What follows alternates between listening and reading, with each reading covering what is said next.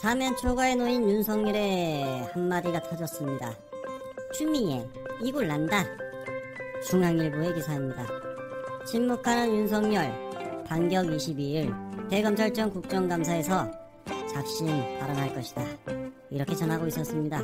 중앙일보의 검찰 빨대가 이런 말을 했다고 합니다.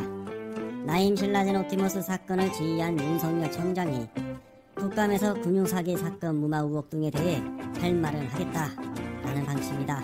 검찰 빨대가 친절히 중앙일보에 윤석열이 앞으로 무엇을 할 것이다 라고 이야기를 해주고 있었습니다. 그렇다면 22일 대검찰청 국감에서 작심 발언을 한다 이 말이겠죠. 그런데 무슨 할 말이 있을까요? 계속 우리 민주당 의원들이 공격을 할 것인데 해명하기 바쁠 것 같습니다. 장모, 김건희, 나인, 오티머스, 신라젠까지 검은유착까지 해명하기 바쁠 거예요. 그래서 예측하지만 작심 발언 나올 게 있습니까? 지금 상황에서 그냥 똥줄 탈 겁니다. 그래서 이 중앙일보의 기사를 읽어보면 윤석열이가 현재 추미애 장관의 수사지휘권을 수용하고 아무 말도 안 하고 있다, 침묵하고 있다는 것을 알 수가 있습니다. 이런 윤석열에게 아주 슬픈 소식을 전한 MBC 단독이 방금 터져 나왔습니다. MBC는 윤석열 장모와 신한저축은행과의 커넥션을 취재하면서 새로운 의혹의 정황을 찾았는데요. 바로 검찰이 비자금 수사를 봐줬다는 겁니다. 이를 단독으로 공론화를 또 시켰습니다. 역시나 취재기자는 바로 장인수 기자였습니다. 장인수 기자의 기사를 잠시 보겠습니다. 수사지휘권이 발동된 윤석열의 가족과 측근 관련 사건은 기존 수사가 지지부진하고 수사 과정이나 결과가 석연치 않았습니다. 그런데 의심이 가는 사건이 또 있었습니다. 바로 윤석열 총장 장모한테 거액을 대출해주고 부인 김건희 씨 전시회를 후원해준 신한저축은행 수사에도 의심스러운 대목을 포착했습니다. 대출을 해주고 그중 일부를 돌려받는 이른바 꺾기 의혹이었는데요. 신한상호저축은행과 사업 이권을 둘러싸고 법적 분쟁을 벌이게 된 노덕봉 씨는 2015년 뒤늦게 검찰에 수사를 요청했습니다. 2011년 신한상호저축은행을 수사하는 검찰의 합동수사단은 오너 여러 명을 각종 비리 혐의로 구속을 했습니다. 이렇게만 보면 검찰 잘하고 있는데? 라고 볼 수 있지만 당시 신한상호저축은행은 금융감독원으로부터 300억 원대의 각종 불법 대출 혐의로 고발이 되었습니다. 그런데 검찰은 박 회장과 차남을 떼고 간부들만 불구속 기소를 했던 것입니다. 신한상호저축은행은 윤석열 장모 최은순 씨와 특별한 관계를 유지하고 있었습니다. 2013년 도촌동 땅 구입 당시 자금 48억 등 3년 사이 126억 원을 대출해줬습니다. 어떤 관계일까요? 정말 특별한 관계는 맞는 것 같습니다. 그리고 최은순 씨 측은 신한저축은행에 300억 원대 예금이 있다는 가짜 잔고증명서를 만들었습니다. 그런데 피해자를 알 수 있는 이 은행 측에서 지금까지, 현재까지 최은순 씨에 대해서 법적 책임을 묻지 않고 있었습니다. 둘만의 관계가 서로 이렇게 협력하는 관계인 것만은 확실한 것 같습니다. 그런데 이것은 윤석열 측 김건희 씨에게도 일어나는 일이었습니다. 신한상호저축은행은 2016년부터 2019년까지 3년간 3차례 윤석열 청장 부인 김건희 씨 측이 주최한 미술전시회 후원자이기도 했습니다. 3년간 3차례 후원을 했다는 것이겠죠. 윤석열 가족과 신한상호저축은행의 이런 연결고리가 상당히 강하게 형성이 되어 있는 것 같습니다. 그래서 MBC가 인터뷰를 시도했습니다. 2016년도 불법 대출 의혹 사건의 담당 검사는 해외 체류 중이어서 연락이 닿지 않았다고 했습니다.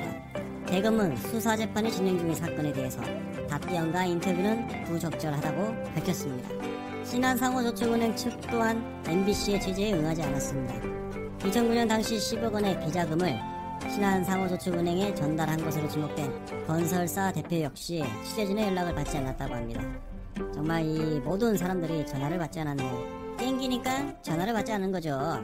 아마 22일 대검찰청 국감에서 민주당 의원들이 상당히 많이 캐물을 것으로 생각이 됩니다. 왜 수사 봐준 거니? 그런 거니?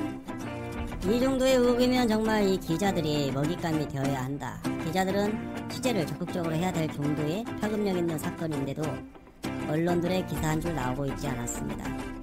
현재 검찰청장의 가족 의혹을 수사를 봐준 이 검찰, 이 같은 대형 사건인데도 어떻게 기사 한 줄 나오고 있지 않습니까? 이거겠죠? 윤석열은 우리 편이야. 이런 윤석열 청장을 한 방에 잠재운 황운하 의원은 그동안 검찰이 수사권을 무기로 없는 제도 만들어내고 때로는 덮어주면서 떼돈을 벌었다.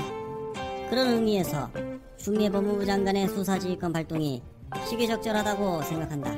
윤석열 검찰총장도 피의자가 될 수 있음을 알아야 할 것이다 라고 했습니다. 황운하 의원의 이 같은 말을 들어보면 지금 윤석열에 대해서 피의자가 될 것이다 이렇게 안시를 하는 거죠. 현재 추미애 장관이 감찰을 통해 윤석열의 범죄 여부를 찾아냈다고 보입니다.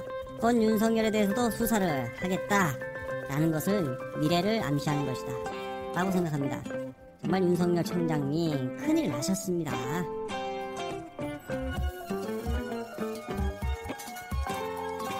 정치일학 팩트체크. 진중권 친구 서민이 조국을 불렀습니다. 대깨문들 나보고 연구나 하라고? 조국한테는 그런 말 안 하면서 라고 3천만에 깨어있는 시민 조국에 고발을 했는데요. 자신이 공격을 받고 있고 자신의 애모와 전공을 대깨문들이 비웃는다라고 했습니다. 요즘 조국을 보면 정치 훈수는 물론이고 다른 이들을 고소함다치고 대부분의 시간을 쓰는 것 같다.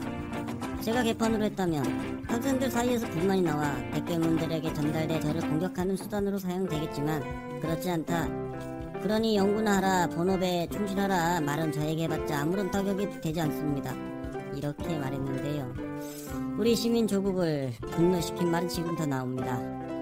IQ 59 대깨문 여러분, 이제 대도 않는 메시지 공격은 그만두고 제대로 된 반박을 해주시기 바랍니다. 적고 나서 보니 말이 안 된다. 반박할 지능이 되시는 분들은 대깨문을 하지 않을 것이다 라고 했습니다. 와, 정말 진중권 친구답습니다. 분노한 시민 조국은 지 스스로 조국 반열에 지를 올렸어. 네가 조국님 급이 되냐? 대중이 IQ 59면 너는 10이야. 열등에 갇혀있다. 학생들 가르치는 교수란 자가 입에서 대깨문 일배설이나 쳐야되고 한심하다. 조국씨는 상대가 누구라도 대깨문 같은 모욕을 하지 않거든요. 서민씨, 당신 말은 항상 뭐라든 대깨문 달고 있습니다. 자기 자신을 돌아보세요. 네가 민주화운동을 했냐, 노동운동을 했냐, 기업을 해서 사회공헌을 했냐, 뭐 어디서 갑자기 기어나와 잡소리야 라고도 했습니다. 끼리끼리 논다고 진중권 베프답네 크크크라고 마지막 우리 시민 조국의 글을